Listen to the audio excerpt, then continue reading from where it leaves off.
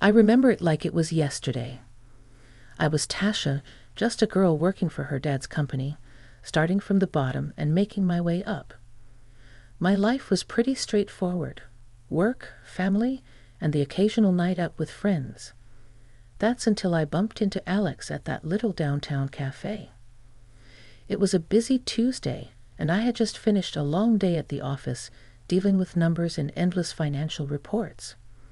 I needed a break, a coffee, and maybe a slice of that chocolate cake they had on display. The cafe was crowded, the kind of crowded where you can barely hear yourself think, let alone order a coffee. And that's when I literally bumped into him. "Alex, watch where you're going," I blurted out as his coffee nearly decorated my blouse. He looked taken aback for a moment, then a wide grin took over his face. "My bad.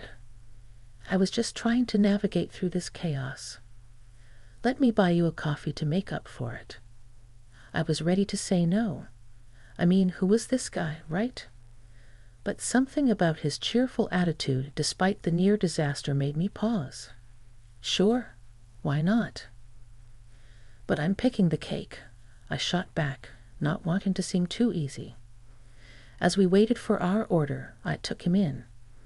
Alex was casually dressed, nothing fancy, but there was something about him that stood out. Maybe it was his easy smile or the way he seemed genuinely interested in what I had to say. "So what brings you to this chaos?" he asked, handing me my coffee and a plate with a generously sized piece of cake. "Work. I was drowning in numbers and needed a break."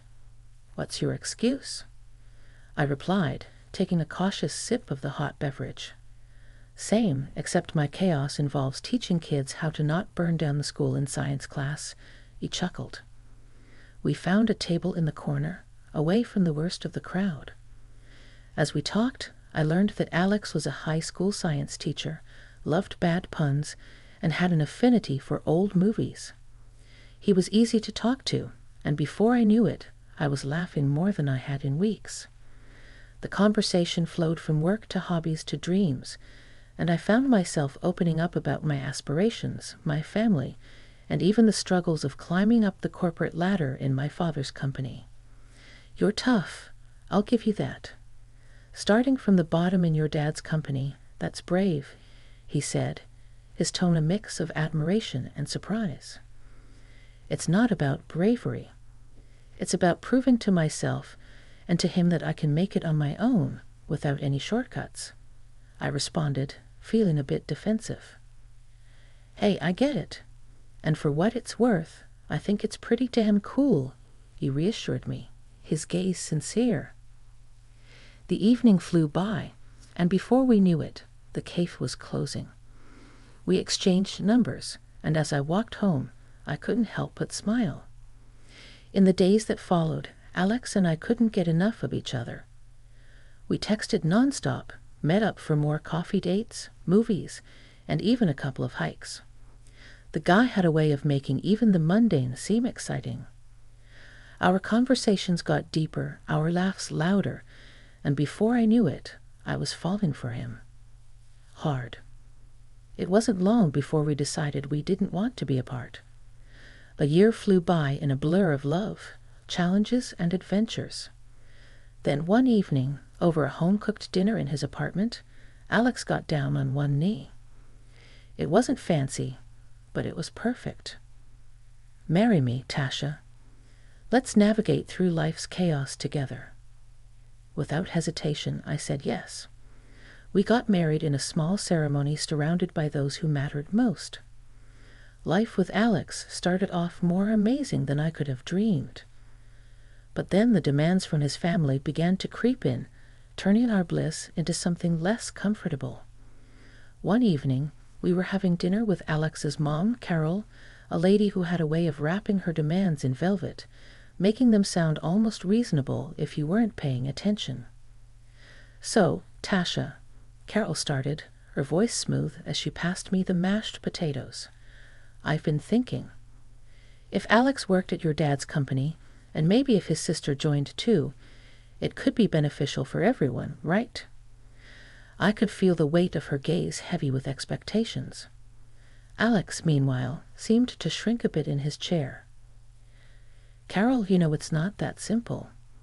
My dad's company doesn't work like that. It's about merit, not family connections, I replied, trying to keep my tone light yet firm. Alex finally chimed in, Mom, let's not push this, okay? Tasha is right. Her dad runs a tight ship. It's all about what you bring to the table. But Carol wasn't one to give up easily. But that's exactly my point. Alex brings a lot to any table, and with you there, I'm sure he'd climb up the ladder in no time. The conversation didn't end at dinner. Carol brought it up again and again, and Alex's dad and sister got wind of it too. Before I knew it, I was sitting across from my dad, trying to explain why we should give Alex, his dad, and sister a chance in the company.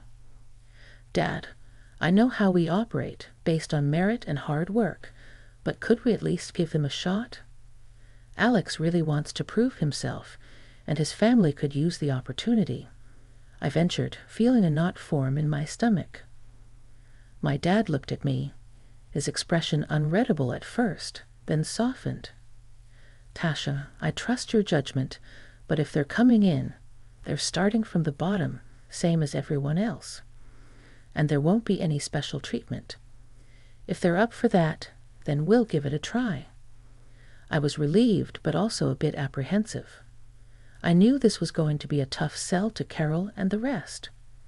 True enough, when I relayed my dad's conditions back to Carol, she bristled. Starting from the bottom. But surely with you there, they could get a helping hand, she protested. I shook my head firmly. No, Carol. It's how my dad runs his business. It's fair. Everyone gets the same treatment. Somehow they all agreed, albeit reluctantly. 2 months after the whole ordeal with Alex's family joining my dad's company, things hadn't really cooled down. In fact, they heated up again when Carol, my mother-in-law, decided to stir the pot. Tasha, I just don't get it. My daughter's been with your dad's company for a while now, and there's no talk of a promotion or a raise. What's going on? She demanded. I tried to keep my cool.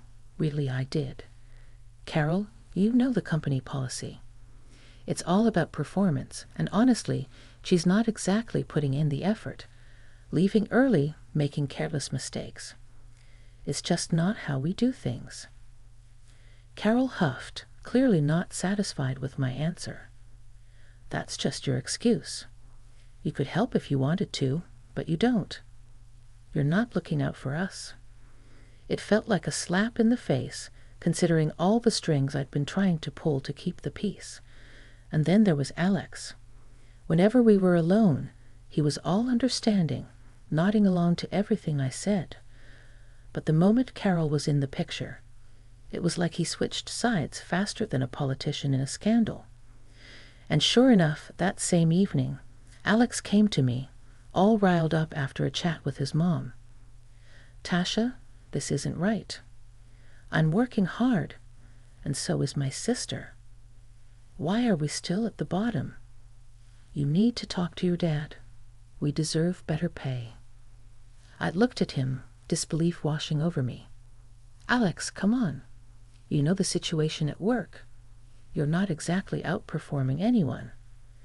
I've been helping, covering for you even, but there's only so much I can do without it being unfair to everyone else. He wasn't having any of it, though. That's just it, isn't it? You're not even trying. My mom's right. You could change things for us if you wanted to. I felt my patience wearing thin. Alex, demanding a raise you haven't earned isn't how this works.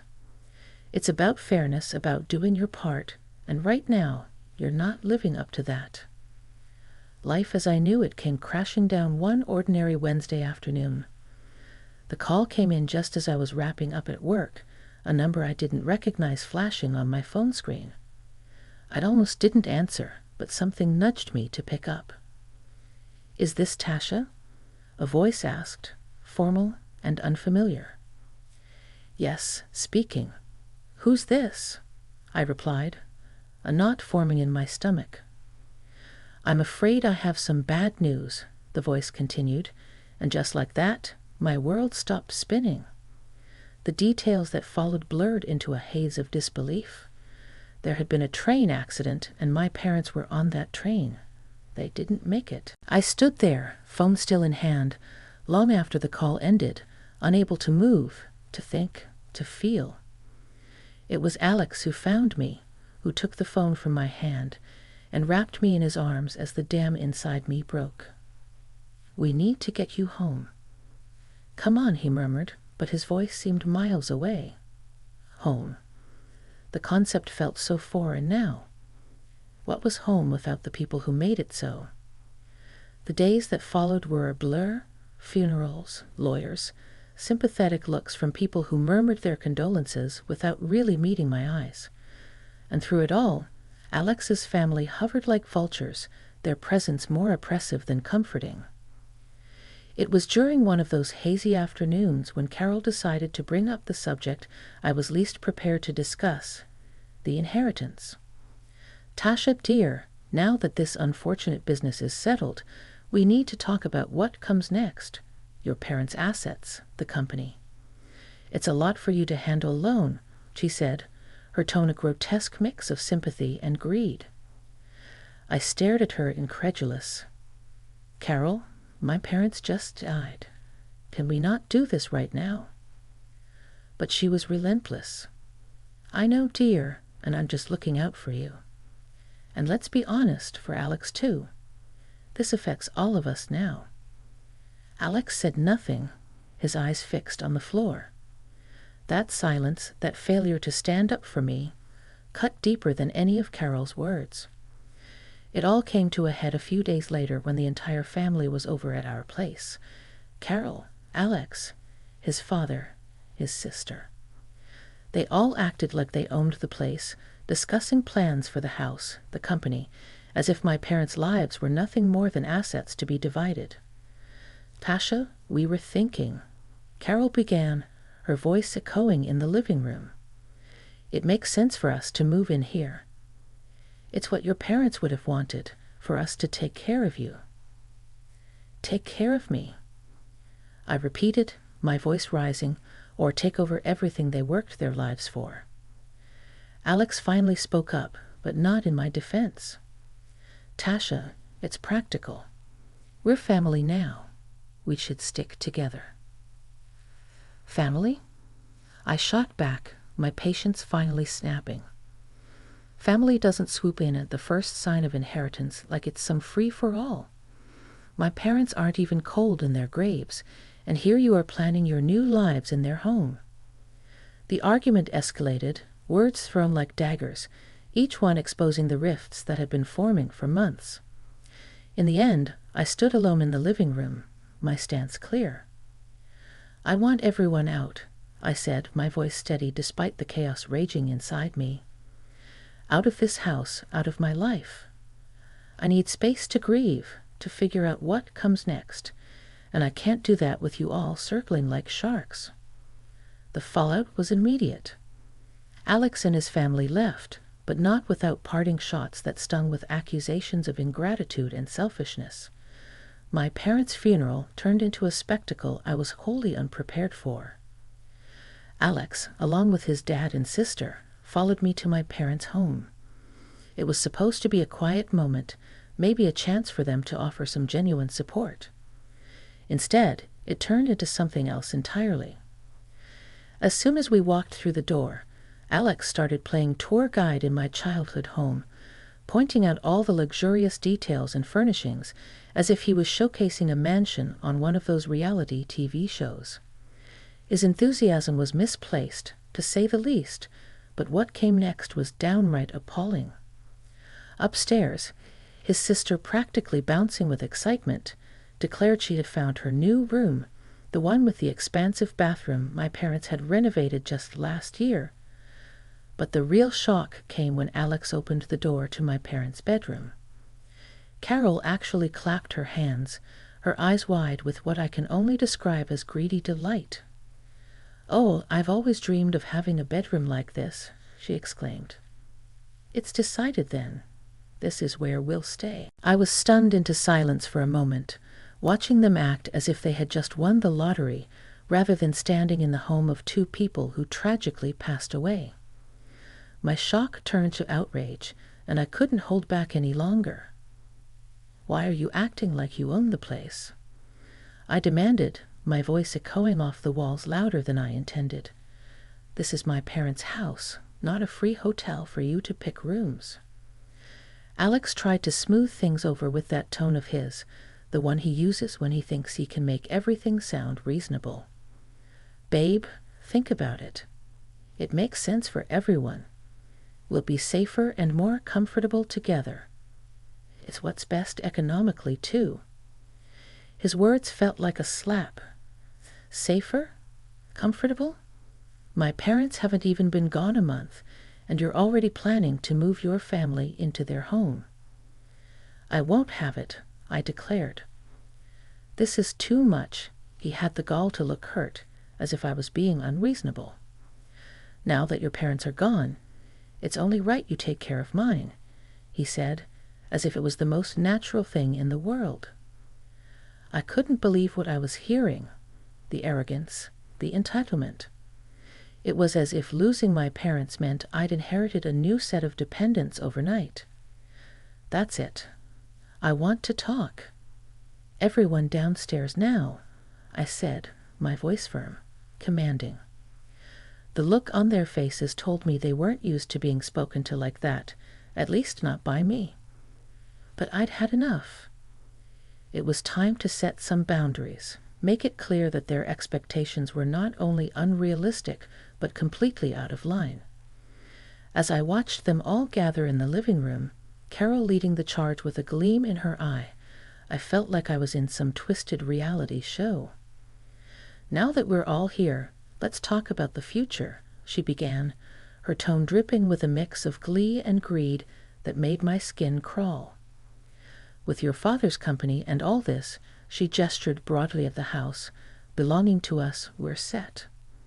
My son will take over the business, and if you're not keen on us staying here, well, we can just build something even grander." I stood there incredulous, watching them nod and smile as if they'd won the lottery. "You think all this is yours to claim?" I asked, my voice tight with barely contained anger. "This is my inheritance, my parents' legacy, not a jackpot for you to squander." Carol scoffed. "Oh, please, we're family. What's yours is ours. It's only right that we benefit from this fortune." I laughed, a harsh, bitter sound. "You have no right to any of this. My parents worked their entire lives for this, not so you could come in and claim it as your own." Alex's sister piped up, her voice sharp. "You're being greedy, keeping all this to yourself. We deserve a share." "Greedy?" I shot back, my patience snapping.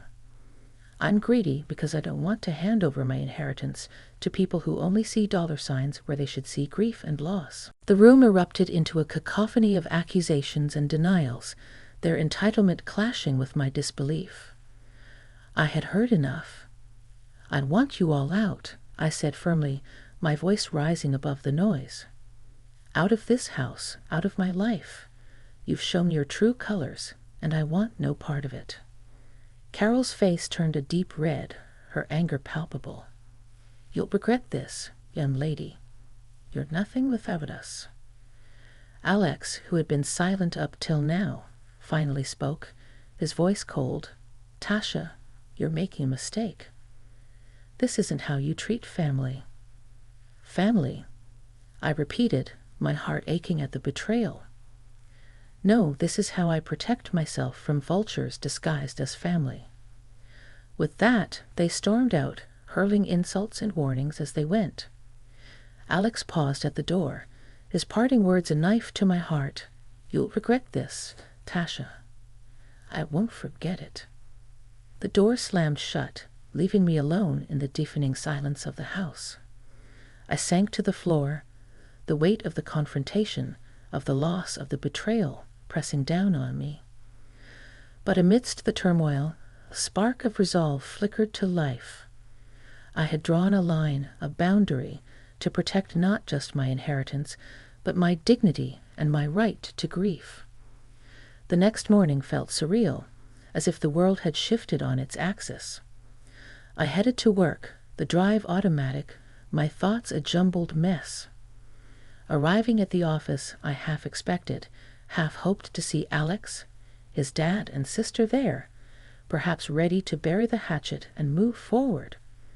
But their desks were empty, their work untouched. I tried calling them once, twice, a dozen times throughout the day, but each call went unanswered, sinking me deeper into a mix of frustration and relief. This silent treatment continued for 3 days, their absence speaking louder than any words could. On the 3rd day, with no sign of them and a backlog of work piling up, I made a decision. I called each of them into the office by voicemail, giving them one last chance to explain their absence. The silence that followed was answer enough. I called HR, and with a voice steadier than I felt, instructed them to process their termination. "They're not coming back," I said, the finality of it all ringing in my own ears.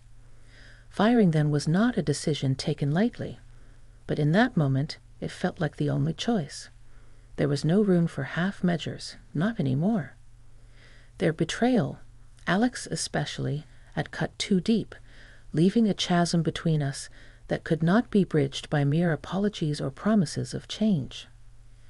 Later that day, I found myself on the phone with my lawyer, a man who had been with our family for years and knew the intricacies of my life almost as well as I did. "I need you to prepare the divorce documents," I told him, my voice devoid of the emotion that was churning inside me. 2 weeks of silence, and then he just waltzes into my office like he's the king of the castle.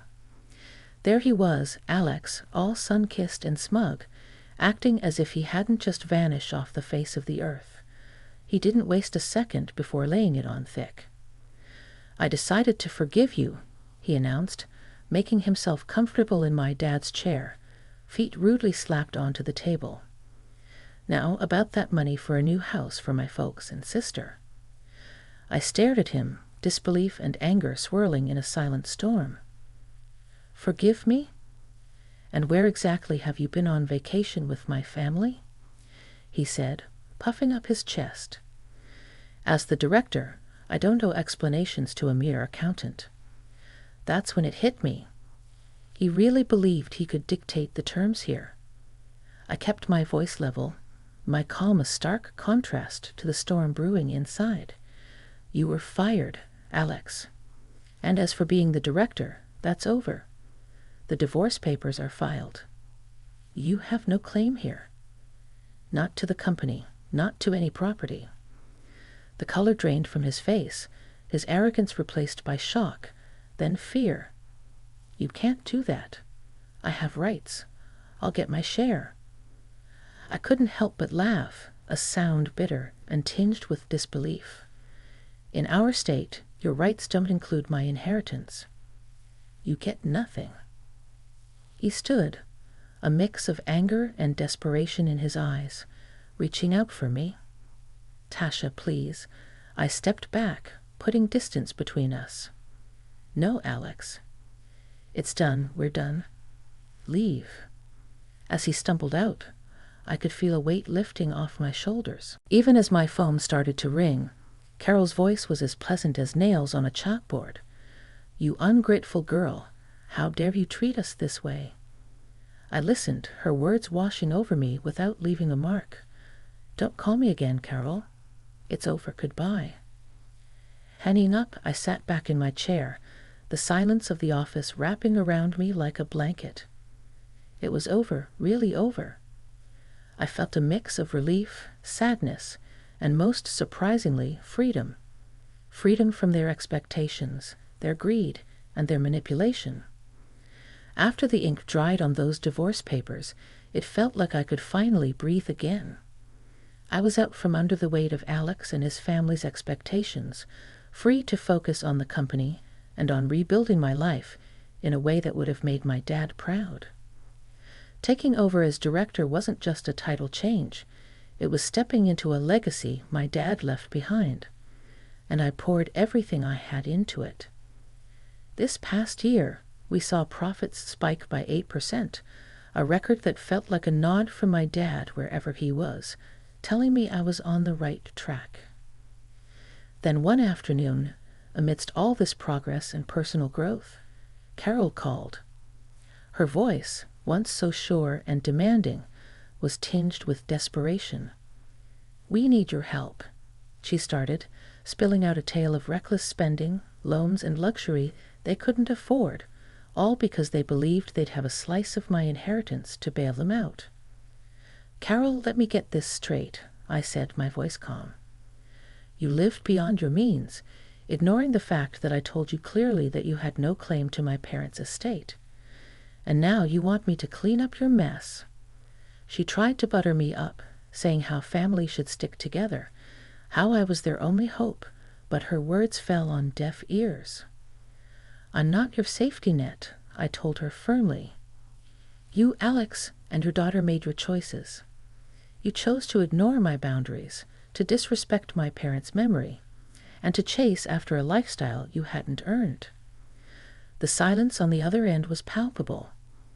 I could almost hear her scrambling for a way to twist this around, to play the victim. "Listen, Carol," I continued, "you need to figure this out. And don't call me again. You made abundantly clear where I stand with your family when you sided with Alex, expecting to live off my inheritance. Now you're living with the consequences of those choices." I hung up before she could respond, the finality of that action resonating deep within me. It wasn't just about the money or their latest scheme. It was about respect, about recognizing the value of hard work and the importance of living within your means, a lesson my parents instilled in me from the start.